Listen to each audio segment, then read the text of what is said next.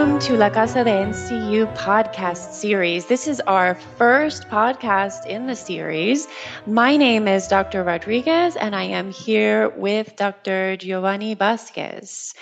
We are stewards in La Casa de NCU. This is a community for NCU members, so this could be for faculty, for students, for staff as well, who self-identify as or are allies of Latinas, Latinos, Latinxes, and Hispanics. We are a diverse group of people with different traditions brought together by our emphasis on family and the Spanish language. So that's a little bit about our community. And we are an online community, so we do have some events, and we also share information in our groups, share discussions. So I'm here with my community co-steward, Dr. Vasquez, who is actually a new doctor in the field. So congratulations, Dr. Thank you. Vasquez. And I'm going to pass it over to him so he can tell you a little bit about himself and also what this podcast series is about. Thank you, Dr. Rodriguez. As far as my idea for the podcast, I wanted to expand on one of the series that I do as part of my um, work as steward in La Casa de NCU. On Wednesdays, I have a series called Inspirational Wednesdays, where I share information about Hispanic figures that are doing something positive for the community. And so I wanted to expand upon that, given that September is Hispanic Heritage Month, to try to get in contact with local Hispanic figures and sit down with them and learn about their life. And hopefully, in that way, we can inspire others to do great things for their community.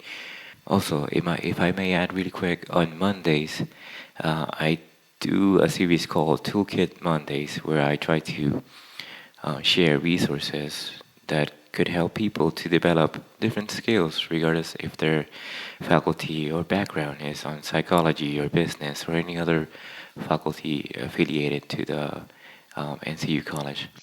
That's great. Thank you, Dr. Vasquez. So let's start off a little personal. Tell us a little bit about your cultural heritage and why you're a member of La Casa. I was born and raised in Puerto Rico, and I moved to the States in 2011, and I have been working as a counselor ever since I moved here. I currently work as a substance use counselor for a Suboxone treatment program, and here in Western Mass we have a very big Hispanic population, so it feels good to give back to the community and help people that are in need. The story of how I found La Casa is very interesting uh, because prior to being a student at NCU, I was pursuing a PhD degree in another college that shall remain nameless. Um, so I was exploring different options, and I end up enrolling at NCU. And something that had made a difference for me at NCU has been the sense of belonging in an academic environment that I felt from my first day in to my last day. And they have a magical place called Commons, where they have different groups, but one group caught my attention because their name was in Spanish and it was La Casa. So I decided to join that group, participated at some of their events, met some of the members, met Dr. Rodriguez, and because of how welcome I felt on that group, I decided to take on a more active role, and I ended up becoming a steward, and I have been happy ever since I joined this group. I feel that it's so necessary to give a space for Hispanic to embrace their culture and to meet others from the same university. Can you tell us a little bit about your area of study, what you were focusing on in your dissertation? Yes, so my major is in psychology, and one of the things that I learned from my time at the bootcamp sessions is that I wanted to pursue something or a topic that I could use in my professional career. So, taking that into consideration, I the focus of my dissertation was in stress and coping, and it was based on a model by Richard Lazarus, and the name of the model is Transactional Model of Stress and Coping. And basically, the tenets of this model is to explain how and why the person's capacity to cope and adjust to challenges and problems is a consequence of transactions or interactions that occur between a person and their environment. Um, for the population that I decided to focus for my dissertation project, I decided to explore how nurses experience stress when caring for clients with a diagnosis of Alzheimer's disease.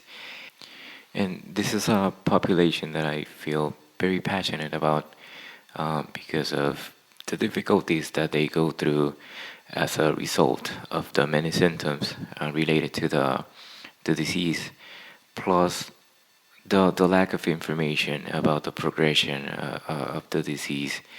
I was fortunate enough to work with patients with that diagnosis for a long time, and I was able to experience firsthand how they struggle with the many challenges that they go through. Um, the reason that I decided to go with nurses is that there's a rich literature out there that explore many different topics related to nurses. So I knew that going in, it wouldn't be that difficult to get articles or get resources for my literature review. But going back to the transactional model of stress, the more that I got into this theory and learned the details from it, I discovered that it shares a lot of similarities with more modern um, clinical approaches like CBT and DBT. So I found myself in a position that I am able to add another set of tools to my toolkit and develop more resources that I could use with the clients that I serve.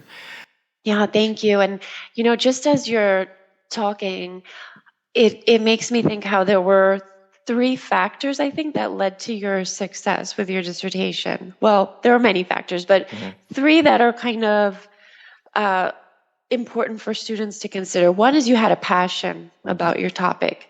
Two is that you had experience working with nurses, working with patients. yeah. And three is that there was literature to support Mhm, what the problem that you probably identified yourself long ago.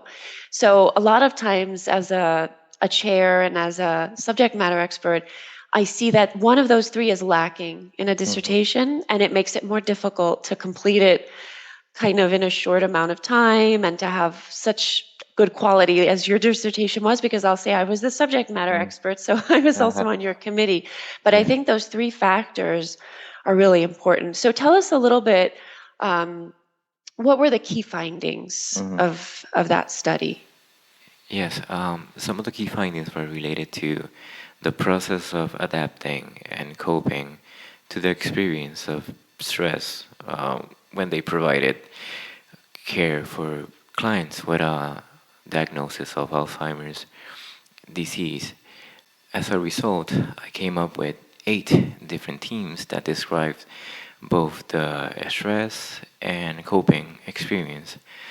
Some of those themes were related to the limitation of scope of practice, the engagement in self help activities, how they utilize emotion focused coping potential, how they utilize community resources, and other aspects of self efficacy that most of the nurses were able to put in place to cope with their different experience. However, I was very impressed by the level of resiliency in the nurses that I interview, because even though that they describe very difficult situations, they were so optimistic and passionate about providing and serving their clients regardless of how difficult or challenging the experience was. So that's just inspiring. And I guess the last question I have for you, and you've already given us some great strategies, but anything you can share with students, advice for students who are, experiencing some challenges, trying to get to the stage you're at now where you're Mhm. finished and you can look back and say, wow, it was worth it. So, what Mhm. advice do you have and any last thoughts you have? Well, as far as an advice, I would say make the most out of all the resources available at NCU. The doctoral record site is such a valuable resource. The library is great. The IRB is amazing. Um, the committee is great, and they're always helpful. But going back to the doctoral record site, if you go in from the first day that you're working on your proposal, you will have an idea of how to approach each section and how to complete um, each chapter, and that's really important because that will give you a sense of progress, but also will give you that focus into the task at hand, as opposed to trying to take on many responsibilities and feeling overwhelmed in the process. The other important aspect is having a balance between the technical aspect and the mental aspect of working on this huge project. What I mean by technical aspects are the academic writing or APA formatting or learning how to work with articles and your literature review. The mental aspect comes with being mindful of the audience and the purpose that you're writing for. If you're working on chapter one, just focus on that, the requirements and the purpose of writing that chapter, and then move to the next chapter and so forth, so that you can have intrinsic motivation because you're making progress as opposed to feeling overwhelmed with the idea of being challenged with writing X amount of pages and not seeing any progress. Also related to the mental aspect is feeling comfortable with the idea of letting go of things. Writing a dissertation is a collaborative process between you and your committee. So there will be a lot of back and forth and corrections and going over some ideas. So the more comfortable that you feel with the idea of letting go of some things and accepting the corrections given by your committee, the quicker that you will make progress and complete the dissertation. And I know that when we work on a project that we are so passionate about, it is hard to detach that personal aspect of how we interpret the corrections. But if we keep in mind that the committee wants the best for us and their only goal is to help us achieve our goal of completing the dissertation and getting your degrees. So that's why I feel it's important to have that balance between letting go and accepting corrections, but also stay focused on the job at hand. And if you have the chance to join NCU, come in. They will give you everything that you need, all the resources, all the support to achieve your goals. Well, thank you so much. And we're not even paying you to say all these wonderful things. This I is know. just all you. I want to Yeah, make I sure know. everybody knows that.